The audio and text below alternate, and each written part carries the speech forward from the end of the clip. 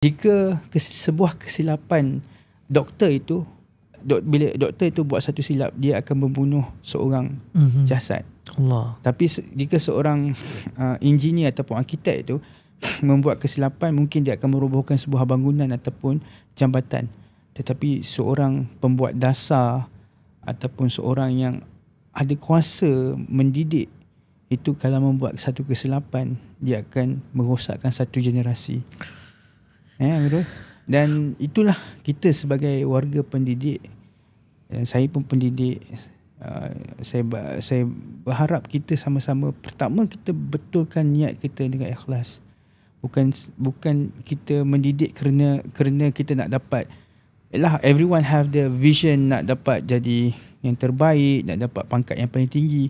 Tapi pokok pangkalnya adalah kesilapan kita mendidik satu anak itu akan membuat satu kesilapan satu generasi anak itu, dan will impact the future of us.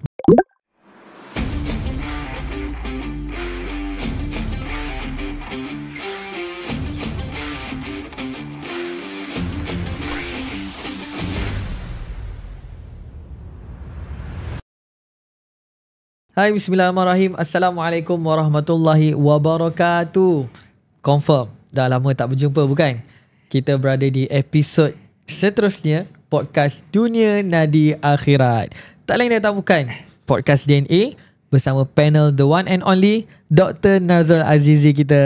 Apa khabar Amirul? Alhamdulillah, Doktor sihat. Doktor sihat? Alhamdulillah. Katanya lah, bukan katanya lah Doktor. Memang kita berdua kita berdua Alhamdulillah, Allah rezekikan kita untuk berada di Tanah Suci 10 malam terakhir di Mekah dan raya di Madinah, betul? Jadi mungkinlah sebelum kita pergi lagi jauh, yalah, penonton kita dah ramai yang message DM kita, Doktor.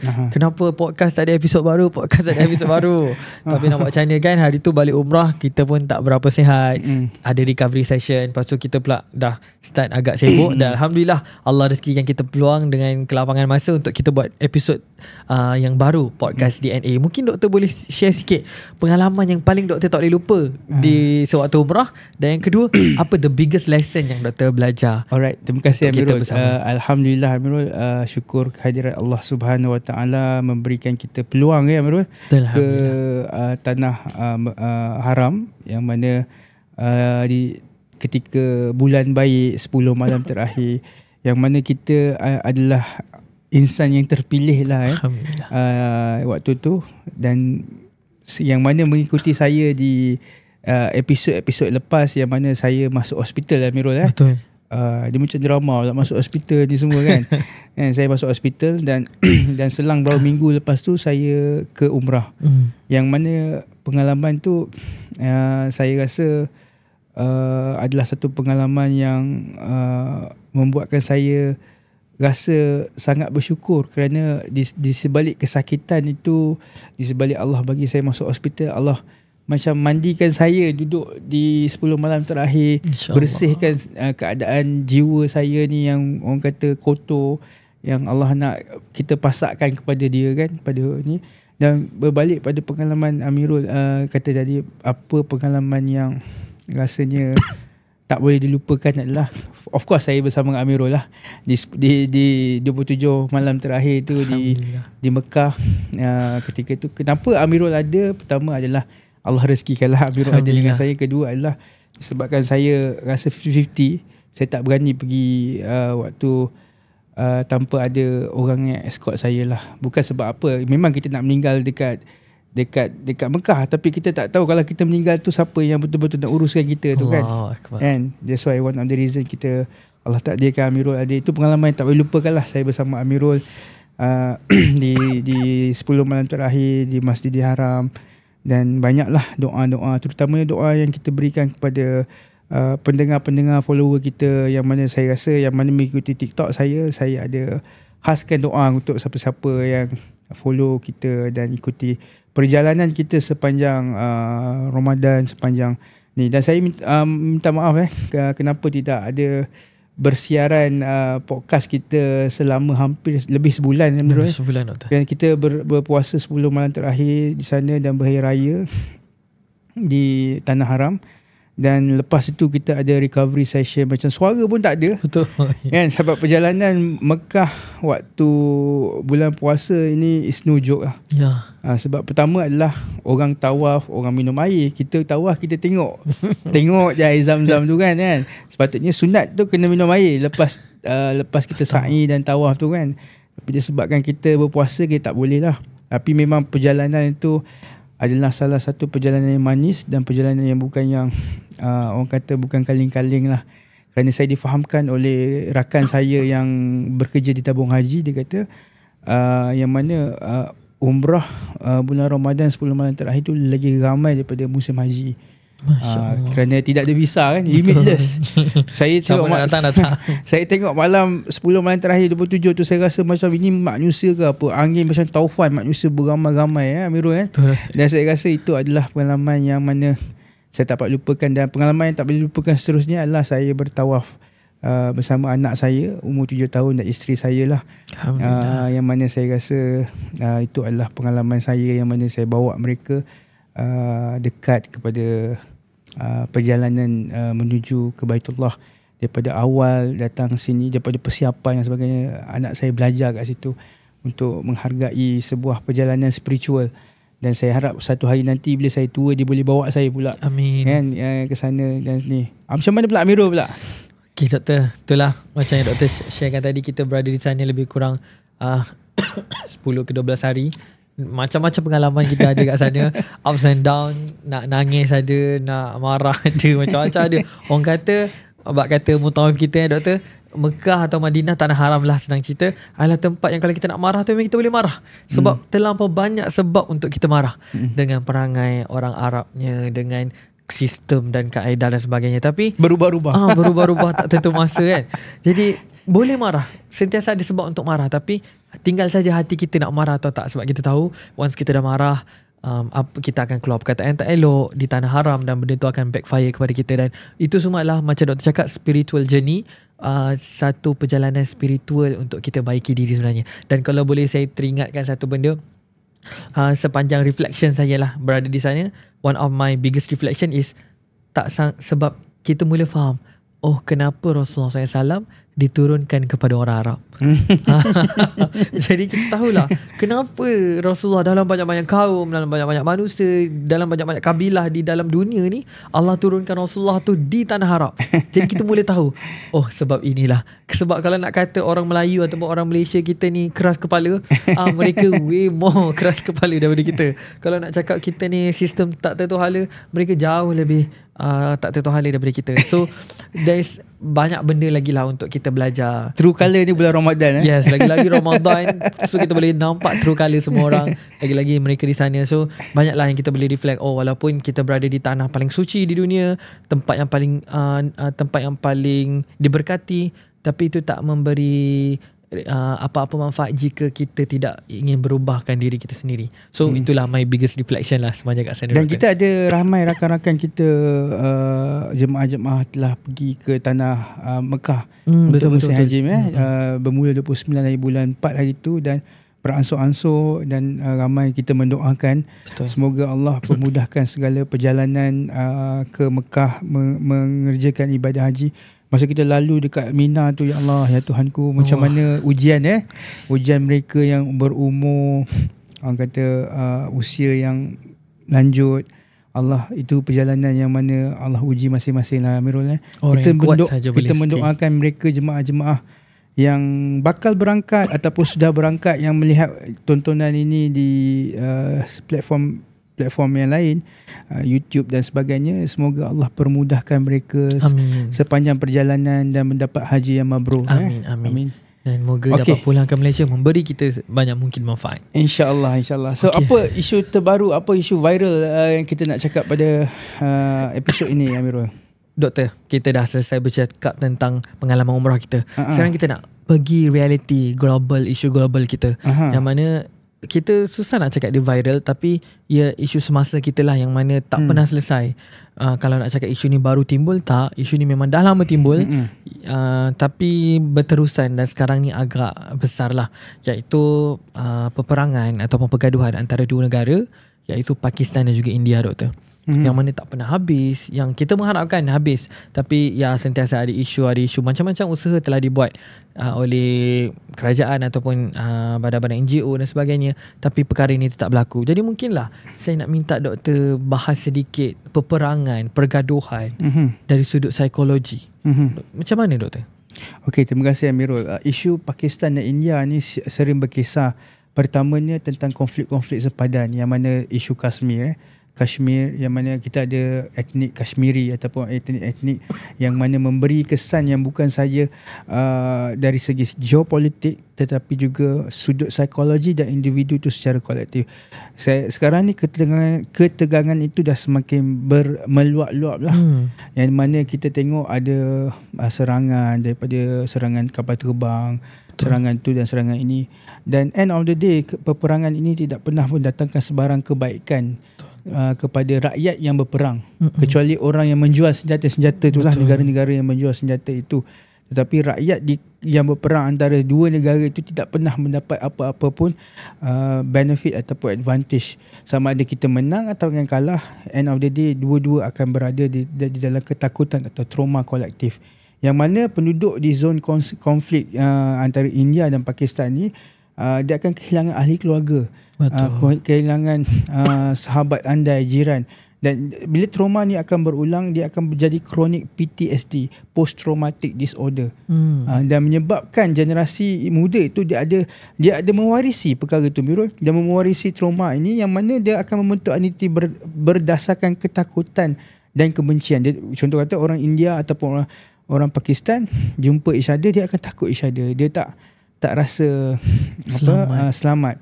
Dan psikologi dari segi identity dan ordering, yang mana kita kedua-dua negara membina identiti nasional yang berlawanan, yang mana mereka berlawanan antara satu sama lain, yang mana pihak lawan tu digambarkan sebagai ancaman, bukan sebagai seorang manusia.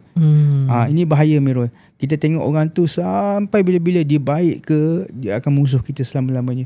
Dan media juga menjadi satu pendidikan dan menanam naratif. Kalau kita tengok sekarang ni, Miro pernah buka media India. Miro pernah kita tengok kan di India dia punya sentimen dan sebagainya. Benda dia mula kecil je. Bukan saya kata isu membunuh tu kecil. Benda tu hanya, bagi saya PMX kita telah offer sebagai mediator untuk bantu di tengah-tengah ketegangan ini. Yang mana saya rasa kenapa kita tidak membuka badan siasatan antarabangsa untuk siasat siapa dalang di sebalik pembunuhan di Kashmir itu. Tidak perlu pun menyerang, tidak perlu pun menunjukkan siapa gah dan lawan siapa hebat. Dan ini berbalik pada seterusnya adalah ketaksuban nasionalisme. Betul. Yang mana hyper nasionalisme ni, Amirul, bahaya. Rakyat ni dimobilisasikan dengan secara emosi, dan patriotism ekstremisme. Kita tengok benda ni bukannya berlaku bergaduh di India atau persepadan India, Pakistan dan sebagainya. Mereka bergaduh di luar negara, di UK. Betul. Di UK, yang mana orang India dan orang Pakistan bergaduh mulut, bergaduh each other. Ini adalah hyper nationalism yang mana tak baik. Dan kesan empati menurun. Dan dialog untuk mencapai kata sepakat ataupun kata-kata untuk berdamai itu, konflik semakin sukar dicapai. Dan ini bahaya. Dan seterusnya dia menjadi tekanan mental dan sosial, terutamanya kepada anak-anak kecil, veteran perang, keluarga mangsa serangan dan pelarian semakin meningkat. Dan pelajar dan belia juga hidup dalam ketidakpastian dan masa hadapan, tak tahu apa will happen to the future. Inilah masalahnya. Dan psikologi kanak-kanak remaja, kanak-kanak ni lebih kepada di wilayah konflik, dia cenderung kepada mengembangkan tingkah laku agresif, Amirul. Dia selalu agresif, dia rasa bergantung kepada pengalaman yang mereka hadapi. Dia tengok ada rumah kena bom, ada askar tembak orang dan sebagainya, dan mereka terdedah pada radikalisasi. Membunuh itu terbunuh dan membunuh itu biasa daripada pembesaran mereka, dan persekitaran mereka penuh kebencian. Ini tak sesuai lah kepada anak-anak untuk membesar di kawasan zon perang ni. Itulah akan berlaku. Dan seterusnya trauma-trauma ini akan membentuk satu naratif bagaimana kita nak selesaikan sangat konflik, kerana dia memerlukan semua kedua-dua pihak tu perdamaian yang betul. Betul. Kan? Dan media media juga memainkan peranan penting untuk mendidik dan mempromosikan nilai keamanan supaya kita tidak ada tense. Benda yang kecil tidak boleh dibesar-besarkan. Ini adalah satu media naratif lah yang kedua-dua pihak kena sentiasa berbincang. Dan bagaimana selesaikan dialog lintas sempadan, people to people diplomasi. Kita ada United Nation. Saya tak sure United Nation mainkan peranan apa ketika ini. Dan yang penting mengajar belia kita, anak-anak muda kita tentang pengurusan konflik, empati, saling budaya. Saling budaya dan penting kerjasama serentak. India dan Pakistan ni umpama Malaysia dan Indonesia. Betul. Mereka ni serumpun. Dan kalau kita tak tengok lah, that's why kita ada follower daripada Indonesia.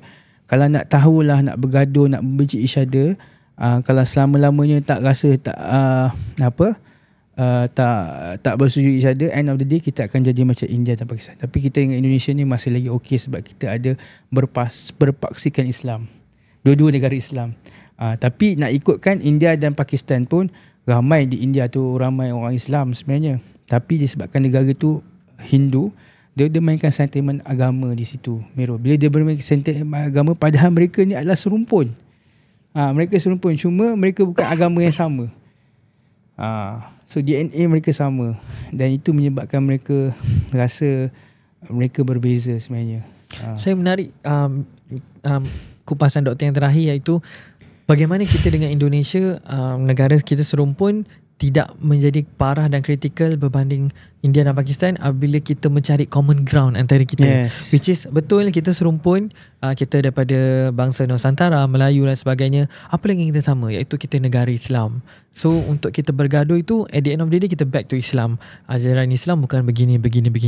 Tapi malangnya di sana mereka mungkin menampakkan perbezaan agama itu adalah sebagai titik pertembungan.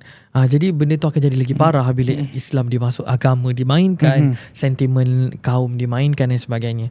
So mungkinlah saya bila doktor bercakap tentang konflik-konflik ataupun kesan-kesan kepada anak-anak belia, anak-anak kanak-kanak kecil di sana, mungkin saya terfikir mungkin inilah yang dihadapi oleh hari-hari kanak-kanak ataupun anak-anak muda di Palestin, yang mana mereka bangun dikejutkan bukan dengan alam, tapi dikejutkan dengan jeritan, dikejutkan dengan bunyi bom, dikejutkan dengan bunyi kebakaran dan sebagainya. So ya, macam doktor cakap, peperangan takkan pernah menguntungkan mereka yang terlibat dalam perang. Yang hanya menguntungkan adalah mereka yang ada berkepentingan, iaitu mereka yang nakkan kuasa, mereka yang nak jual senjata dan sebagainya. Jadi kita di bawah ataupun kita sebagai rakyat yang bijak, cubalah untuk elak perang, cubalah untuk elak any pergaduhan yang boleh mencetuskan pergaduhan yang lebih besar, kerana tak ada siapa dan bukan kita pun yang akan dapat manfaat daripada pergaduhan tersebut.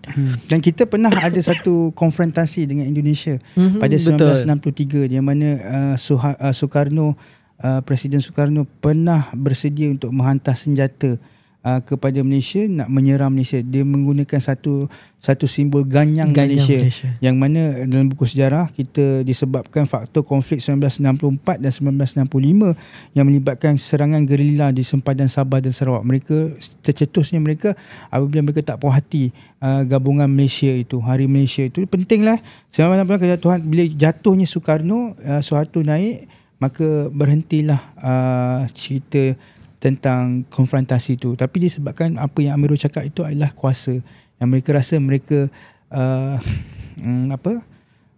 mahukan lebih banyak Indonesia Raya.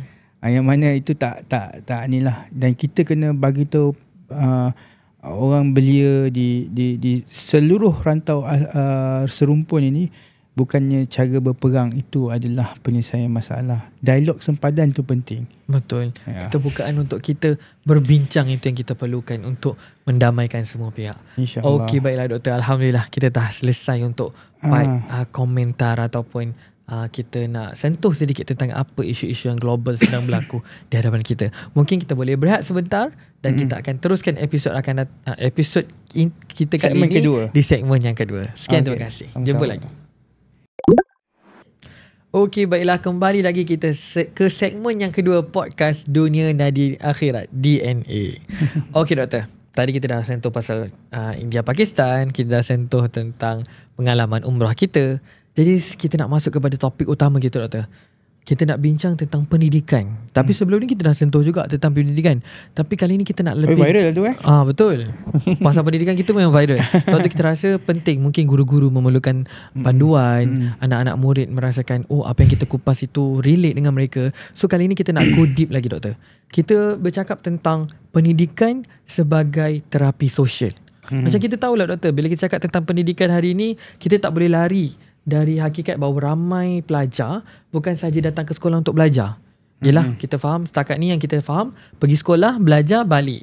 Tapi di zaman sekarang, pelajar bukan sahaja datang sekolah untuk belajar, tapi mereka juga mencari ruang untuk stabilkan emosi dan juga diri mereka, doktor. Yelah, kita nampak dalam banyak kes, macam kita dah selalu turun padang, doktor, kita tengok di PPR, tempat-tempat B40, yang mana rumah mereka kadang-kadang 2 bilik, ada 6 adik-beradik dan sebagainya, rumah yang sangat padat, belum campur lagi broken family, mak ayah bergaduh dan sebagainya. So mereka rasa tempat yang paling selamat dan tempat mereka untuk stabilkan emosi itu adalah di sekolah. Tempat untuk mereka rasa kosong, rasa tenang dan sebagainya. Jadi mungkinlah doktor boleh kupas sedikit, adakah sebenarnya sistem pendidikan kita ni memberi ruang menjadi tempat sebagai terapi sosial mereka? Adakah sekolah kita ni salah satunya menjadikan tempat mereka rasa selamat? Silakan, doktor. First of all, terima kasih, soalan tu sangat bagus dan topik ni sangat menarik kerana ramai, saya pun punya anak dan saya tahu bila di masa COVID punya PKP, anak-anak ada sekolah dalam talian dan ramai anak-anak tertekan dan tidak boleh seceria dululah sebelum COVID, dan keadaan sekarang ni berubah dan alhamdulillah kita keluar daripada suasana tu, dan sekolah bukan sahaja tempat yang mana statement saya, sekolah ni bukan sahaja tempat untuk belajar, tetapi dia kena jadi safe zone. Betul. Safe space untuk anak-anak itu, the children, supaya dia rasa inilah tempat untuk dia membesar. Kerana apa Amirul, dulu bangunan-bangunan tinggi tak ada, PPR pun tak ada. Dulu kalau susah pun duduk setenggan. Tahu kan, di Kuala Lumpur setenggan kan, yang mana walaupun setenggan susah pun diorang ada tanah. Betul. Diorang boleh berlari, diorang boleh jalan, pergi main longkang, pergi jumpa kawan-kawan. Tapi bila sekarang ni rumah PPR, apa yang dia boleh buat? Turun bawah, kalau nak turun mak ayah takut bawa turun dan sebagainya. End of the day duduk rumah 2 bilik kecil dan sebagainya, dan end of the day dia tertekan. The compound is so small until dia rasa macam suffocated dan tertekan. Yang mana benda ni dalam psikologi disebut adalah Maslow sebut bahawa keperluan asas kalau pelajar tak rasa selamat, takkan ada motivasi untuk belajar. Betul. Dan perkara ini adalah kita kena faham bahawa kita ni kena ingat yang kita ni bukannya sebuah robot yang mana pergi sekolah balik kerja, pergi sekolah pergi balik rumah, pergi sekolah balik rumah, tapi kita ni seorang manusia yang penuh ada roh dan ada jiwa. Dan akademik ini bagus, tapi kita perlu selari dengan perubahan emosi anak-anak itu, yang mana anak-anak itu perlu ada rasa kasih sayang dan bimbingan. That's why bila dalam posting saya rasanya tak 2-3 minggu lepas, saya bercakap tentang keadaan anak yang mana ramai kanak-kanak di sekolah mengalami isu kesihatan mental. Yang mana ada pernah ibu telefon saya, Amirul, anak itu telah makan ubat kesihatan mental, ubat sakit mental. Anak itu sekolah rendah darjah 2 dan mengambil ubat sejak darjah 1. Dan perkara ni kita tak pernah dengar sebelum ni, Amirul. Betul. Kita tak pernah dengar perkara ni sebelum ni. Dan that's why kita kena jadikan sekolah ni adalah satu tempat zon selamat. Terutamanya cikgu, staff-staff, makcik kantin. Kadang-kadang bila kita bertanya, awak ni okey ke? Dah cukup mengubah hari untuk anak tu. Betul. Kan? Dan bagi saya adalah, Amirul, dalam konteks kita, mungkin kita boleh ulas sekali lagi soalan ni. That's why kita boleh come out with generation strawberry, lembik. Lembik itu bukan datang daripada luar, lembik tu datang daripada jiwa. Dan jiwa itu perlu disulam dengan suburkan dengan baja yang mana kasih sayang yang bermula di sekolah.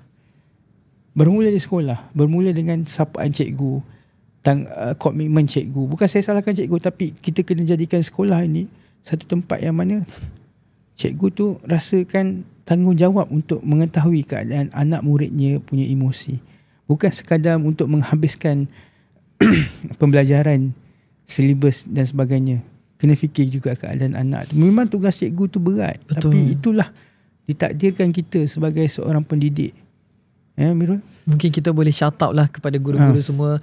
Despite apa sahaja ujian dan cabaran yang guru-guru semua hadapi, ya faham ibu bapa sekarang tak macam ibu bapa yang dulu. Kalau dulu ibu bapa sendiri bagi rotan untuk pukul anak-anak, tapi sekarang ibu-ibu kalau tersentuh sikit dah mula buat laporan dan sebagainya, which is kita bergerak dengan peredaran masa. Cuma mungkinlah sedikit perkongsian yang kita akan kongsi hari ini, doktor, mungkin menjadi penyuntik semangat buat guru-guru, kerana ketahuilah usaha yang anda sedang buat bukan tentang usaha menyelamatkan seorang pelajar, bukan tentang usaha memberi menyemak satu buku tulisan, bukan, tapi adalah tentang untuk mencetak bangsa yang ke depan, mencetak anak muda, mencetak anak murid yang boleh mampu membina negara dan menguatkan jati diri mereka, doktor. Saya teringat kata-kata Allahyarham Profesor Ungku Aziz.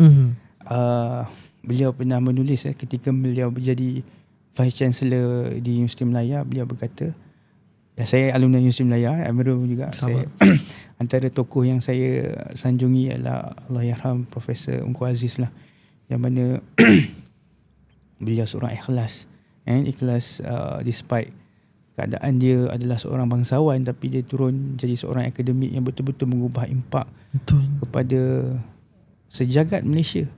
Dengan air tangan mereka, tengoklah Universiti Melaya pada hari ini, air tangan dia, tengoklah kita boleh jadi sistem yang terbaik di dunia ni dari segi pengurusan tabung haji. Itu adalah air tangan beliau.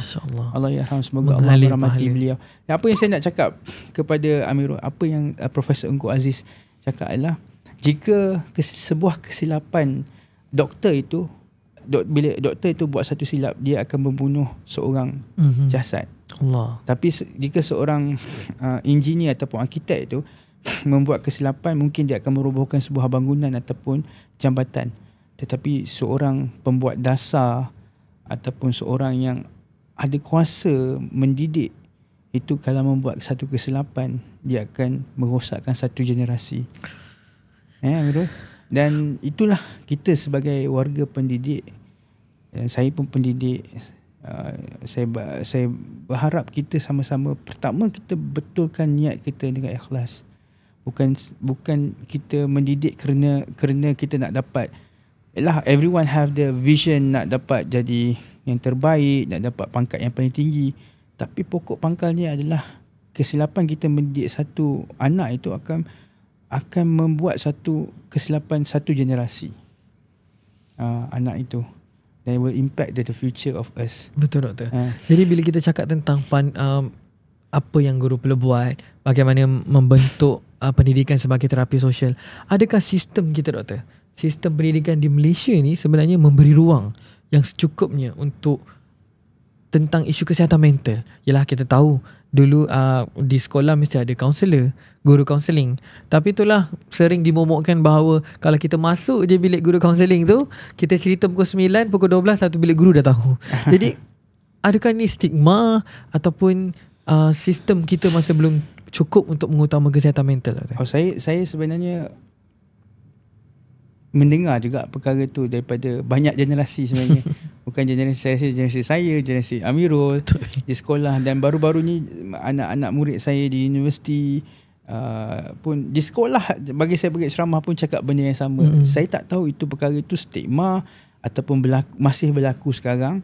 Itu adalah perkara yang mana kita kena betul-betul selidiki ataupun hearsay. Tapi bagi saya, cikgu-cikgu gurungan bimbingan kaunseling kita dah banyak ada satu perubahan anjakan daripada dulu. Dan bagi saya, kita kena memperkasakan lagi sektor guru dan bimbingan kaunseling ini, kerana tak cukup lah 2-3 orang je satu sekolah. And bagi saya, di sekolah kita memang tak cukup. pertama, ini saya selalu beritahu student saya, saya beritahu kita kena ada 3 di sekolah. Pertama adalah cikgu, guru, social teacher, social worker lah kita panggil kalau dekat sekolah, social teacher lah. Yang kedua adalah psychologist. Dan yang ketiga barulah guru counselling. Tiga orang ni wajib ada. Yang sekarang ni kita hanya ada di guru bimbingan counselling. Memang tak cukup ruang itu.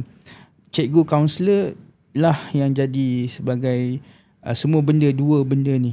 Yang mana dia lah jadi cikgu psikologis, dia lah jadi cikgu sosial. Apa peranan cikgu sosial? Guru sosial ataupun pekerja sosial, dia lah membuat kebajikan kepada anak-anak yang tercicir, kebajikan dari sudut ada masalah di rumah, contoh kata tak datang sekolah, cikgu itulah yang akan menurut pergi. Bukannya habis kita letak cikgu kelas, cikgu disiplin, burn out lah cikgu tu. Betul. Ataupun kita letakkan semua bahu kepada guru bimbingan kaunselor. Benda tak salah. Dan that's why it is never be safe until we have this two person in the system of the school. And nombor 2, cikgu psikologi, kerana kita ramai anak-anak children kita mengalami masalah mental. Betul. Cikgu kaunselor tidak boleh diagnose. Dia hanya boleh menjadi seorang kaunselor. Diagnosis ni kena ada psikologis yang ada perkakasan dia, inventory dia, yang tahu Betul. Dia ada ADHD, dia ada masalah mild depression, dia ada masalah isu-isu yang mana tidak boleh dihandle oleh cikgu bimbingan counselling lah. Yang saya rasa kita kena bermulalah anjakan itu secara perlahan-lahan untuk membina sebuah generasi yang orang kata berdaya saing. Sebab setahu saya Thailand pun dah ada dah. Betul. Perkara ini. Thailand orang kata jiran-jiran kita sangat ke depan, doktor. In term of mental health, in term of menjaga sistem pendidikan mereka. Yes. Just that mungkin kita rakyat Malaysia ataupun Malaysia as a nation, kita punya pemimpin perlu membuka mata lebih luas lagi. Bukan letak bendera saja di lencana kita tak perlu benda-benda tu. Bukan saya kata saya tak patriotic. Benda tu bagus, tapi kita ada isu yang kata deep lagi daripada isu tu. Kita perlu mendalami betul-betul apa masalah di ground. Yes. Ya, apa lagi Abang? Jadi doktor, kita dah cakap tentang Malaysia mungkin nak cakap sedia belum sedia, kita masih berada di tengah-tengah kan. Jadi doktor, jadi mungkinlah apa sebenarnya kalaulah hari ini doktor diangkat sebagai Menteri Pendidikan ataupun doktor sebagai policy maker untuk menjadikan pendidikan kita sebagai terapi sosial, apa yang doktor akan buat sebenarnya as a first step? Saya akan mulakan beberapa langkah, Amirul. Pertama, saya akan tubuhkan satu think tank saya.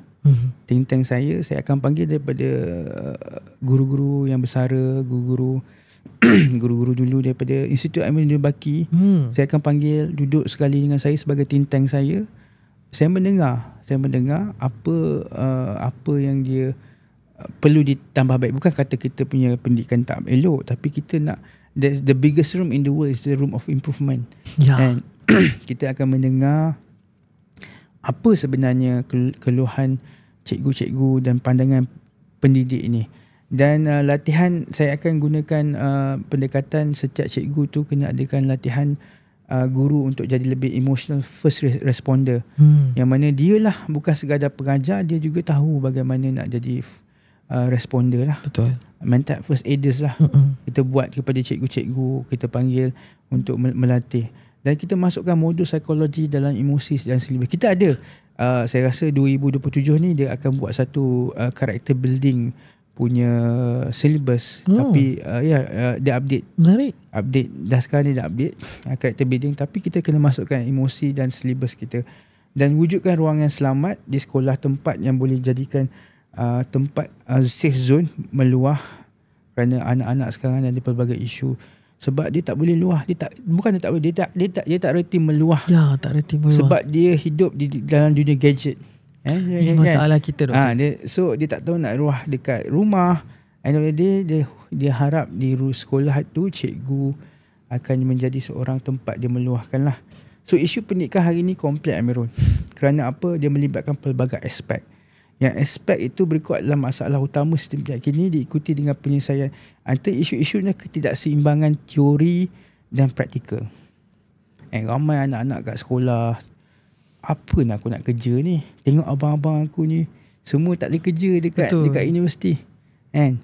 Nak tahu tak, TVET dekat luar negara dah bermula usia 15 tahun dah. 15 tahun. 15 tahun dah start TVET. 12 tahun macam tu dah ada sistem pendahan TVET dan sebagainya. Kita dulu ada kemahiran hidup, bukan ada sekarang ni, tapi kita tak branding untuk TVET. TVET itu kena bermula pada awal. Kena bermula. So dia dah tahu minat dia seawal 15 tahun. Yes. Kalau sampai ke universiti lambat dah, sebab inovasi dan kreativiti tu bermula pada kecil lagi. Betul. Dan pelajar-pelajar lebih fokus pada peresaan, hafalan. Amirul pun tahu ramai pelajar-pelajar yang dapat 10A, 9A, 8A. End of the day di universiti ke laut. Betul doktor. Ke laut. Amirul sebagai pelajar dulu, Amirul tahu ke mana mereka. Mereka tidak boleh survive dengan sistem yang hanya menyediakan tentang hafalan. Betul. Hafalan dan pemahaman. Dan sistem itu tidak selari dengan peluang job description. Ini antara masalah ialah bila kita cakap tentang kebolehpasaran graduan tu doktor, employability tu kan. Apa yang kita belajar di sekolah, di universiti, bila kita keluar, this is not what market want. So something wrong somewhere lah. Untuk kita ubah di mana yang mana. Kita sebagai mahasiswa di kampus, kita belajar untuk score, kita belajar untuk flying colours. Dan benda tak digunakan. Once kita keluar, bukan ini yang diperlukan. Dan adakah aku perlu belajar benda lain dari awal? Aku nak start dari mana pula? So benda tu macam ada gap di tengah tu. Ada jurang pendidikan itu, jurang the gap tu.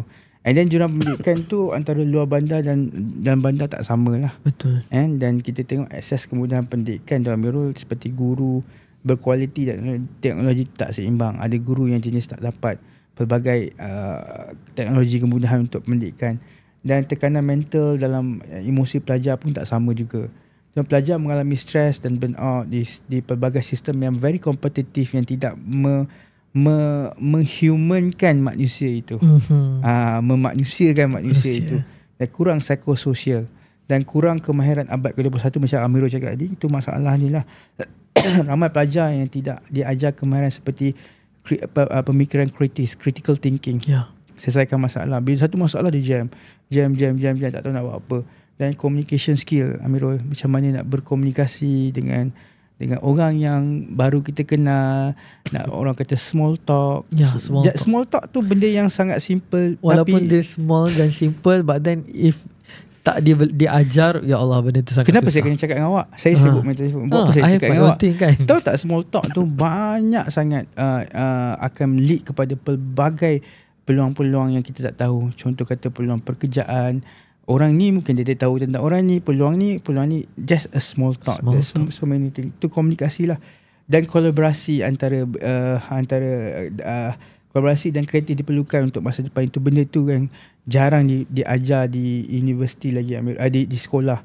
Dan kualiti pengajaran yang tidak konsisten, Amirul. Ada kualiti yang bagus, tak bagus. Ada student mengadu di sekolah, cikgu tak masuk, cikgu cuti, tak pernah masuk kelas admat. Dan sistem tu, dan masih guru juga kurang terlatih ataupun tidak mengikut pendekatan pedagogi terkini. Pedagogi terkini, manhaj. The manual, the pedagogy is a manual. Apa yang terkini, the manhaj, apa yang diorang nak buat, tidak ada, tak update. Dan ketidakpandanan antara pendidik dan keperluan industri tu tak ada industry match. Sekolah ataupun universiti syok sendiri, sekolah dengan syok sendiri. Kita orang di industri nak lain. That's why banyak lambakan, orang kata lambakan dari segi sudut peluang pekerjaan, perkara tu.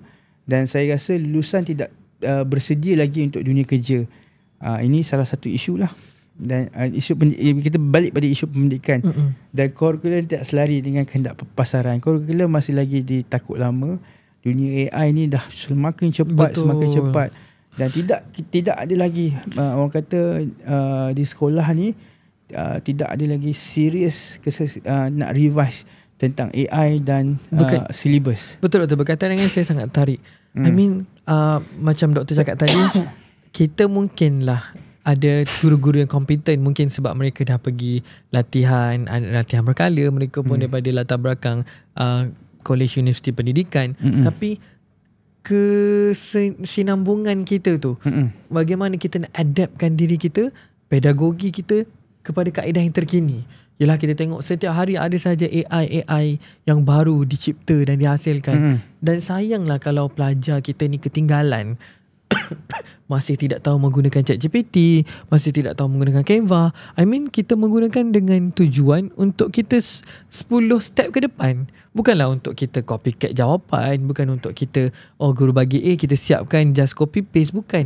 It's just macam ni kita nak ajar pelajar kita 10 step ke depan. Sebab AI, nak tak nak, suka atau tidak, setiap hari akan ada AI yang baru. Betul. Makan tahun, makan bulan, sentiasa akan ada penambahbaikan dan development. So kalaulah kita masih selesa dengan silibus kita yang gitu-gitu, yang mungkinlah sesuai dilaksanakan 5 tahun 10 tahun lepas, kita masih berpegang pada silibus yang sama, kaedah yang sama, maka pelajar kita akan jadi tak kompeten. Dan untuk kita bersaing, lagi-lagi lah, kita tak cakap bersaing sama kelas, bersaing dengan market yang sama. Macam mana kita nak hantar pelajar kita keluar? Sedangkan negara-negara serantau kita dah jauh ke depan, dari sudut pedagoginya, dari sudut silibus dan sebagainya. Jadi doktor lah, hari ni kita dah bercakap tentang sekolah ataupun pendidikan sebagai terapi sosial.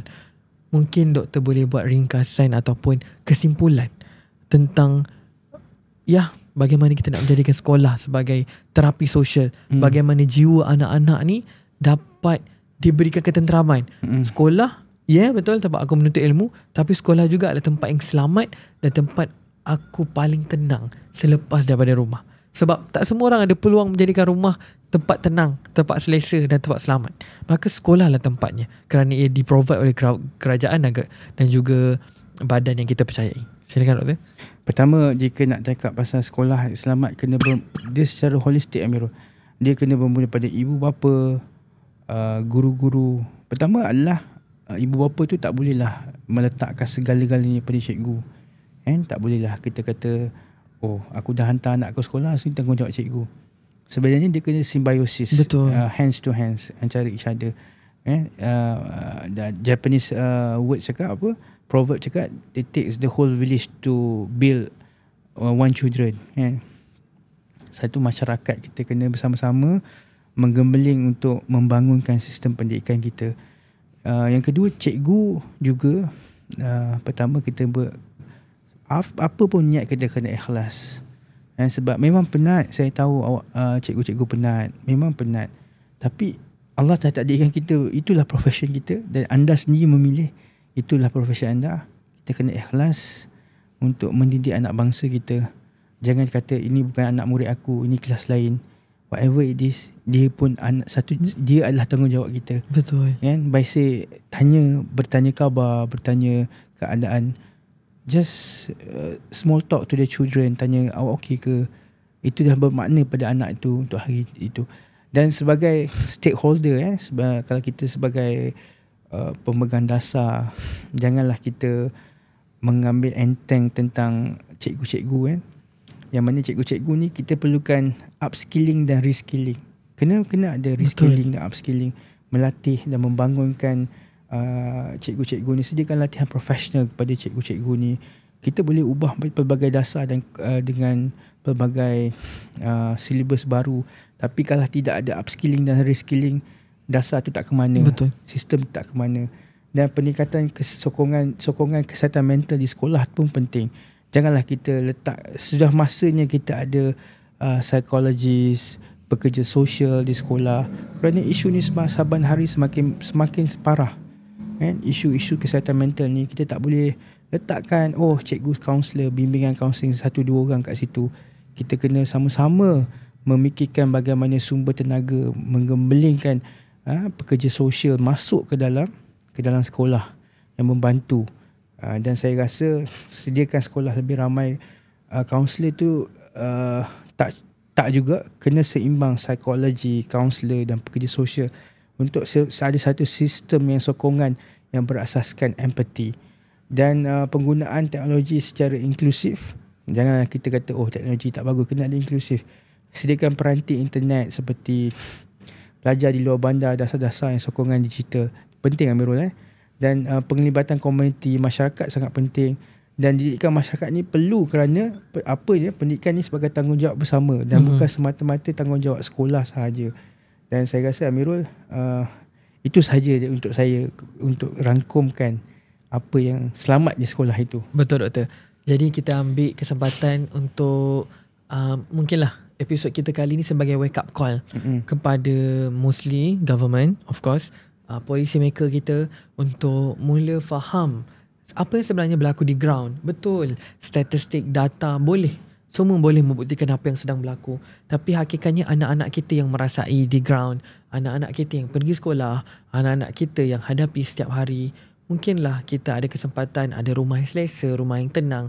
Tapi tak semua orang, tak semua anak-anak kita ada rumah yang tenang, rumah yang selesa dan rumah yang selamat. Maka why not kita jadikan sekolah adalah tempat yang paling mereka rasa selamat selepas rumah, dan mungkin tempat yang paling mereka rasa selamat di Malaysia. Jadi mungkin ini wake up call kepada kerajaan dan juga government, policy maker, dan sedikit penyuntik semangat kepada semua guru-guru untuk terus kuatkan semangat agar perjalanan yang dilalui setiap hari adalah akan hasil nampak buahnya ketika anak-anak murid kita keluar menjadi manusia, menjadi mereka yang berguna untuk masyarakat dan negara. Mungkin Doktor, sekian, terima kasih untuk episod kali ini. Segala buah fikir, cadangan dan lontaran-lontaran Doktor, kita harapkan penonton-penonton kita dapat cermati, dapat hadam dengan baik, dan sampai kita jumpa di episod akan datang. Dan sebelum kita berhenti, saya mengharapkan semua bagi mereka yang baru saja join podcast kita, bolehlah follow, subscribe. Kita juga ada TikTok Dr. Nazra Azizi, dan kita juga ada channel YouTube.